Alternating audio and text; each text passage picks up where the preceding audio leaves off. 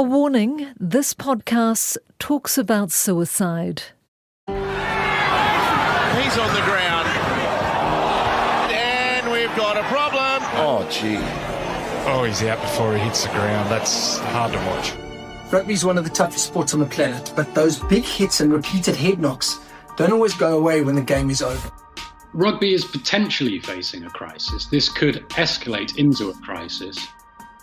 Recent research has found that former international rugby players are more than twice as likely to develop brain diseases later in life compared to the general population. Dementia risk is about double, Parkinson's disease is nearly 3 times higher, and the risk of motor neuron disease is shockingly about 15 times higher. Then there's CTE. Studies on the brain after death have shown that many former rugby players develop a condition called CTE, chronic traumatic encephalopathy. Playing rugby seems to increase the risk of CTE even further. CTE is caused by constant knocks to the heads. So they're finding it in NFL players, in rugby players, in rugby league players. It can lead to depression, anxiety, eventually dementia. And sadly, often suicide. So today on The Detail, we're looking into CTE, the brain disease with no cure, and the devastating impact on our sports stars. Now, last week, former Māori All Black Shane Christie died suddenly in Nelson. He was just 39 years old. He'd made it clear he wanted his brain to be studied after his death to see if he had CTE. Tasman Rugby Chief Executive Steve Mitchell has confirmed he was informed this morning of Christie's death, adding that the union is shocked and saddened by the news. Christie amassed 73 caps for Tasman and captained the Mako for 4 seasons, leading them to their maiden title in 2013. He played 29 times for the Highlanders, including being part of their 2015 Super Rugby winning team, and earned 8 caps for New Zealand Māori. Christie's playing career ended in 2017 when he began experiencing serious concussion symptoms. In the years since, he had been a vocal advocate for greater awareness about rugby-related head injuries. Kia ora, I'm Amanda Gillies, and today I talk to sports journalist and The Bounce publisher Dylan Cleaver, who knew Shane Christie and who has reported the extensive links between rugby and head injuries leading to CTE.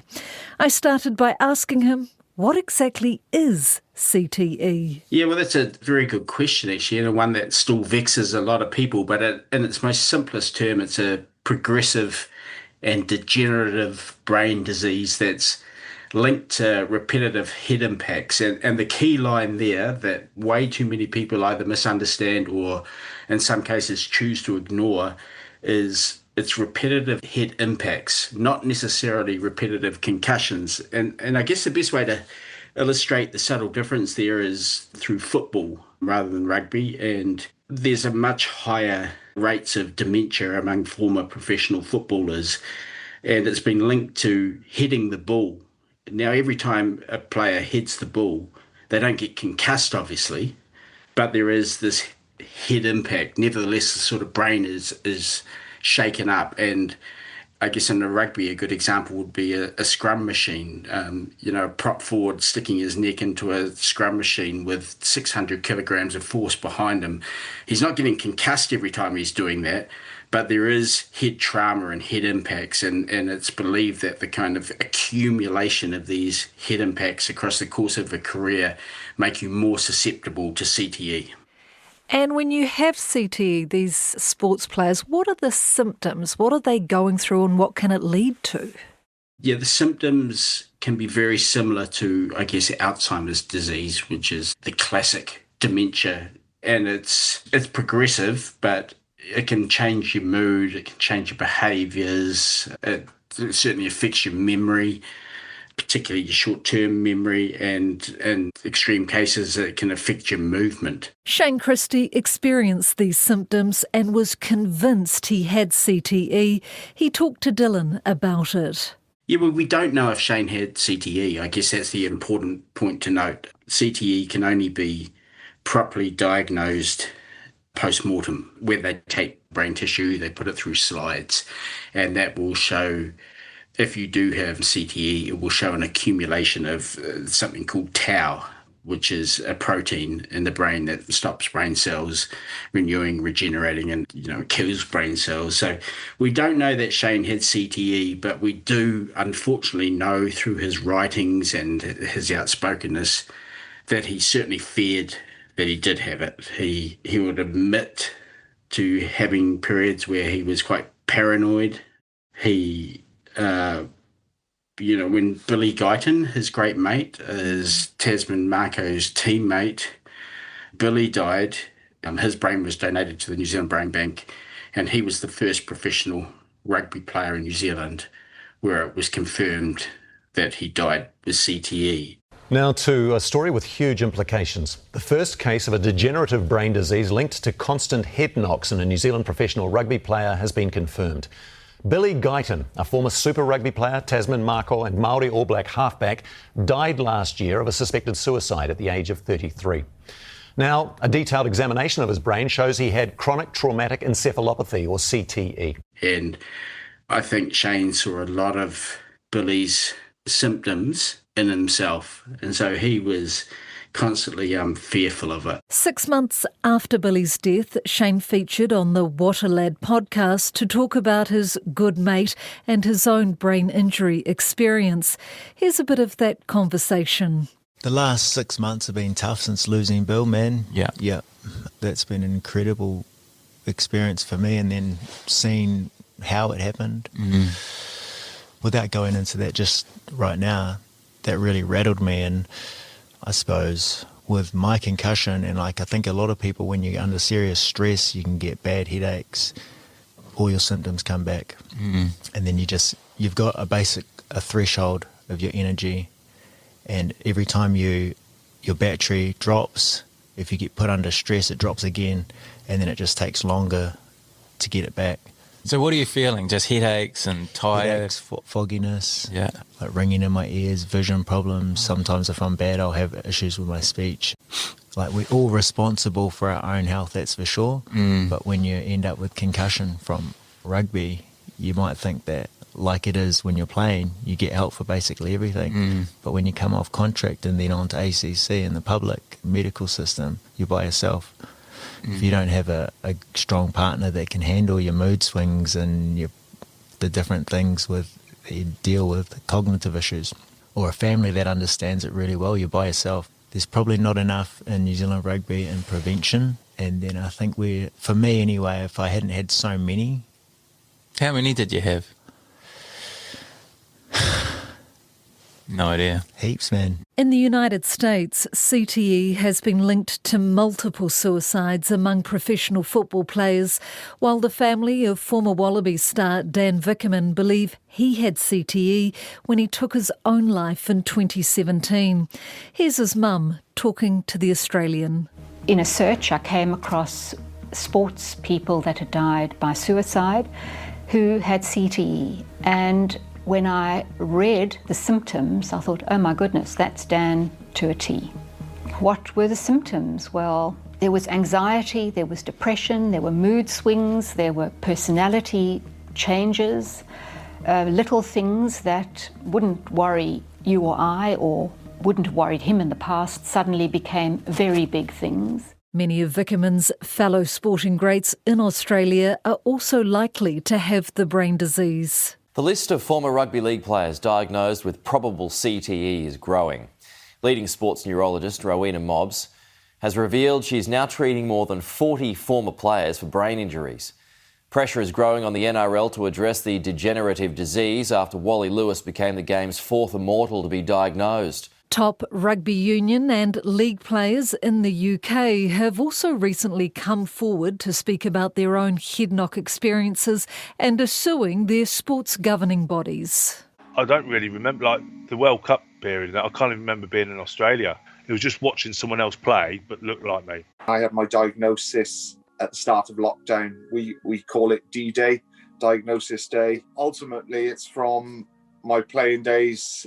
I didn't even realise that 90% of concussions are when you're not knocked out. Right at the moment, there's a massive lawsuit going on in the UK. It's a class action lawsuit. Hundreds of players have joined from both rugby and league, suing governing bodies, saying that they weren't made aware that the rugby authorities and league authorities knew of the dangers posed by repetitive impacts and didn't communicate that to players well enough. And so, that's ongoing. That's still got quite a long way to go through the courts. Can you see that happening here after Billy, now after potentially Shane, who may have had it? Can you imagine there could be a lawsuit like that in New Zealand? I think the ACC legislation prevents it, really. Yeah, true. It'd be incredibly difficult. I mean, that's the beauty of the ACC is that it's a no-fault insurance. So, no, I can't really see it happening in New Zealand, but there's certainly New Zealanders that have joined, who have played overseas, who have joined that lawsuit, including the likes of Cal Heyman, former All Black halfback Mark Robinson, I believe, is part of that lawsuit too. So it will have reverberations here, but in terms of similar action happening here, I can't see it. So while Shane couldn't sue, he could speak out, and he often posted videos on social media. He felt frustrated that New Zealand Rugby and the New Zealand Rugby Players Association weren't, in his view, doing enough to protect and support players. So I wanted to make a quick video about the story that I put up and what I was hoping to get out of it, which was try and show New Zealand Rugby Players Association, ACC, how players are having issues for multiple years with having concussion problems. And my key point was that when you go to a specialist and you've had ongoing concussion problems, we're not getting treated with CTE diagnosis as all probable. It means the treatment's it's non-existent. Instead of getting daily plans of how to recover or things that we need to do to monitor our health, reducing cognitive overload or stress, things like that can be practically implemented into our lifestyles, we just get told there's nothing you can do about it.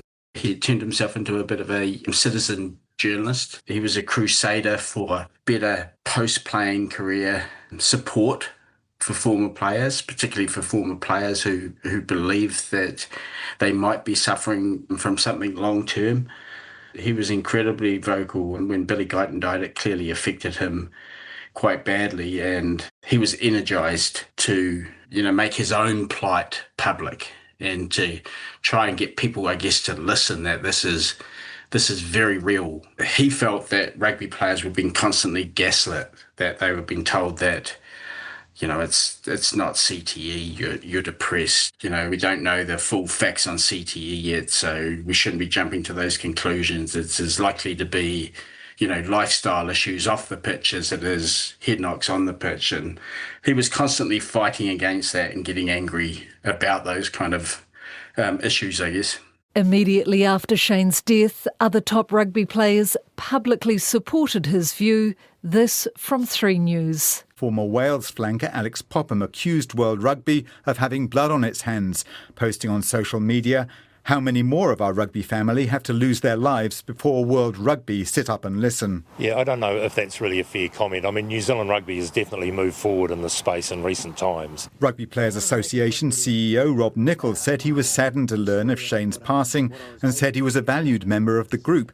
Adding in a statement, "We accept there's an increased risk between playing rugby at a high level and developing neurodegenerative conditions.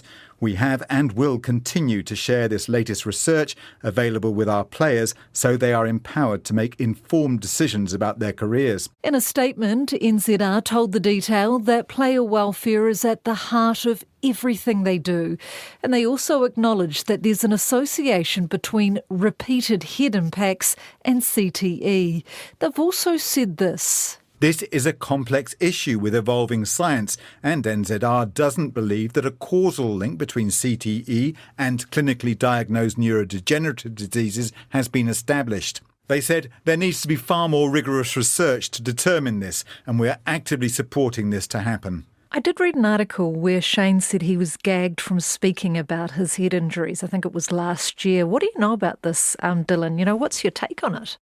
I don't know about that. I mean, my contact with Shane was largely over the phone. In the wake of Billy Guyton's death, we had some long chats, and it was clear that Shane was dealing with a lot of things, and I don't know that he was gagged from speaking about it, but obviously it's not comfortable for the sport, is it, when you have someone talking quite openly about the problems they're suffering and the problems that other people that they know might be suffering. But in terms of being gagged, look, I don't know that. But is New Zealand Rugby, do you think, and other sporting bodies, are they doing enough to protect our players? I think they've certainly made moves in the right direction in terms of protecting players. Again, I get a little bit worried that the focus is so heavily on concussion. Yeah. Concussion is visible. You can see it. You can see when a player is clearly symptomatically concussed, and they do a much better work now in terms of return to play protocols for getting players off the field as soon as there might be any sign that they're concussed. They have these new mouth guards that can measure impacts. So yes, they're doing a much better job at protecting, and the kind of rules around head contact are much stricter on the field in terms of penalising players that contact the head. So they're doing a better job of protecting players from concussion on the field with the rules. They have certainly got more support for players who are suffering concussion and have stricter return to play protocols. But I'm not sure you can really fully protect anyone in a contact sport. I mean, that's the reasons we love contact sport, is because of that word, contact. You're never going to be able to make rugby 100% safe, and I don't think anyone believes that it should be 100% safe or can be 100% safe. But yeah, they are doing work around concussion, and I guess they have to be congratulated for that. Where I think they're probably lacking is acknowledging the link between repetitive head impacts and later life problems, and support networks for those former players who might not have been high profile players, might not have been stars, who believe that they might be suffering from neurodegenerative diseases or even just, mild cognitive issues. For families left dealing with these diseases like CTE, talk us through the human cost of this, like behind the headline of what they're dealing with, because they've got a superstar husband or dad or brother, whatever, then all of a sudden these massive personality changes. Talk us through that to give an insight into what life is like with it. Yeah, it's incredibly tough. I mean, one of my entry points into this whole issue was I became aware of an era of Taranaki rugby, a golden era of Taranaki rugby, ran for the Shield era of Taranaki rugby, where a lot of the former players were suffering from dementia. And I went down to Taranaki, which is where I grew up, and I talked to these families, and the stories were all frighteningly similar. And it's, they lost the people they loved, but they lost them before they died. And that's tough to live with it. And I mean, it's not just former rugby players. You go to any family where there's Alzheimer's and dementia sufferers in the family, and they'll tell you the same thing. It's the longest goodbye. You have this person in front of you, this person that was a hero to you, who you loved, who was your father, your mother, brother, and they just become a shell. It's incredibly frustrating. It's heartbreaking. But it's a reality for a lot of families. How widespread, Dylan, this would be probably a tough one to answer, but how widespread do you think the problem really is here in New Zealand? Well, that's $1 million question.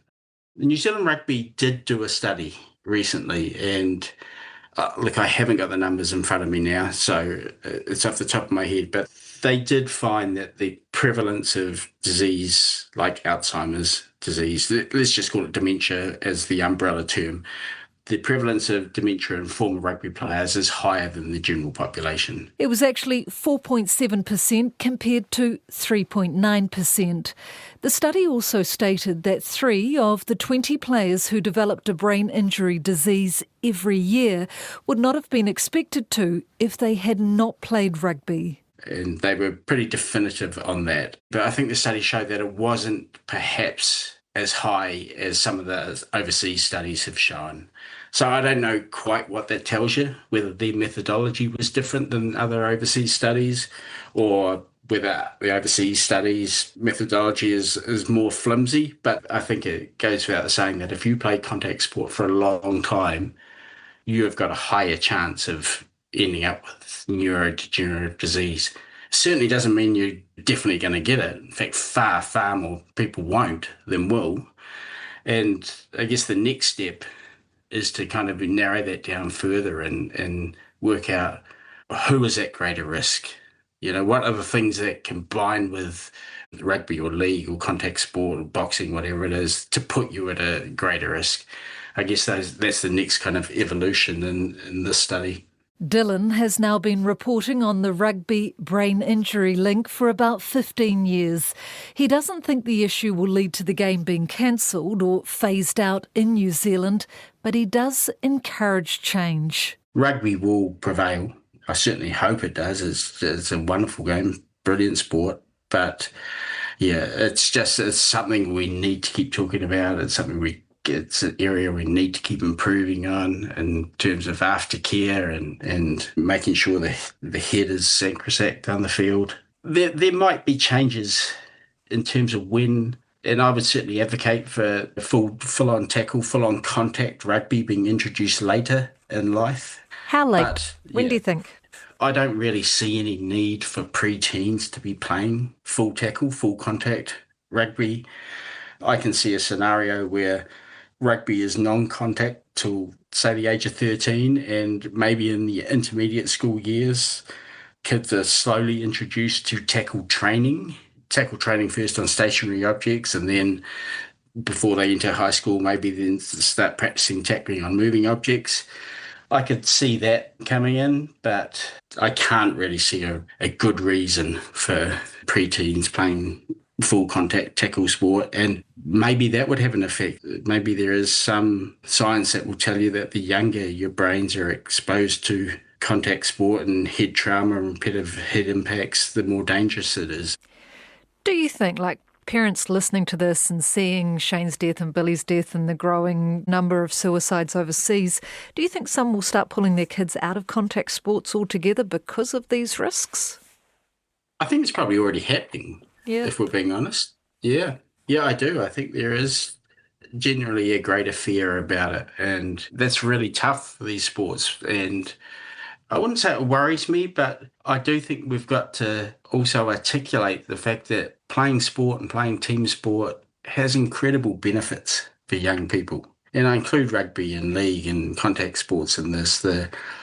Some of the stuff you learn through team sport will carry you in all areas of your life, and it's healthy. You learn camaraderie, you learn teamwork, you become physically fitter.